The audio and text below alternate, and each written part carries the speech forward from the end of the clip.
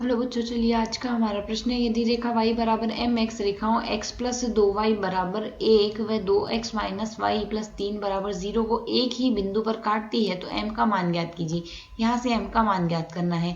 तो यहाँ से इस प्रश्न को करने हेतु हमारे पास यहाँ से हमारी मुख्य अवधारणा कार्य करेगी। मुख्य अवधारणा यहाँ से हम क्या ले सकते हैं, हमें तीन रेखाएं दी गई, दो रेखाओं के समीकरण दिए गए और तीन रेखाएं दी गई, तीनों एक ही बिंदु पर काट रही है। यदि हम यहाँ से लिए हैं पहली रेखा, यह दूसरी रेखा है और यह जो रेखा आ रही है यह हमारे पास तीसरी रेखा। तो यहाँ से यह तीसरा जो बिंदु मिल रहा है, तीनों का एक ही प्रतिच्छेदन बिंदु मिल रहा है। तो यदि हम यहाँ से दो रेखाओं के प्रतिच्छेदन बिंदु को निकाल ले तो वह तीसरी रेखा का भी प्रतिच्छेदन बिंदु वही होगा। अर्थात बिंदु यदि हम यह P माने तो P बिंदु का निर्देशांक हमें सबसे पहले ज्ञात करना होगा। तो यहाँ से पहली रेखा तो हमें दी गई है x प्लस 2y बराबर हमें दिया गया है 1 और दूसरी रेखा हमें दी गई है 2x माइनस वाई बराबर दिया गया है -3, जो हम पक्षांतरण करके लिख रहे हैं। तो यदि हम यहाँ से इसे समीकरण 1 मान ले व इसे समीकरण 2 मान ले, समीकरण 1 व 2 को सरल करके हमें इसके प्रतिच्छेदन बिंदु अर्थात xy के निर्देशांक निकालने हैं। तो xy के निर्देशांक निकालने के लिए यदि हम यहाँ से समीकरण 1 को ऐसा का ऐसा रहने दें प्लस से समीकरण 2 है उसे 2 से गुणा करके जोड़ दे,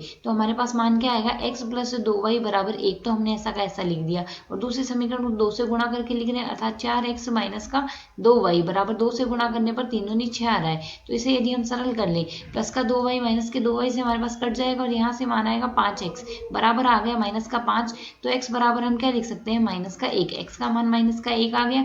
x का मान जो -1 आया समीकरण 2 में प्रतिस्थापित कर दें तो 2x माइनस वाई बराबर आ रहा था -3।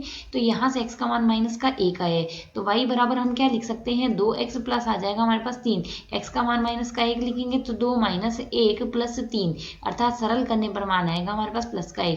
तो यहाँ से x का निर्देशांक तो -1 आया, y का निर्देशांक +1 आया, यह बिंदु P का निर्देशांक है। अब जो यह बिंदु P होगा हमारे पास y बराबर mx जो रेखा है उसको भी संतुष्ट करेगा। तो y के स्थान पर 1 रखेंगे, x के स्थान पर -1 रखेंगे, तो 1 बराबर m गुणा में -1 आएगा। अर्थात यहाँ से m का मान क्या आ गया हमारे पास -1। m का मान -1 आते ही यहाँ से हमारा कौन सा विकल्प सही हो जाएगा, m बराबर -1 आते ही हमारा विकल्प B एक सही हल है। आशा है समझ आया। धन्यवाद।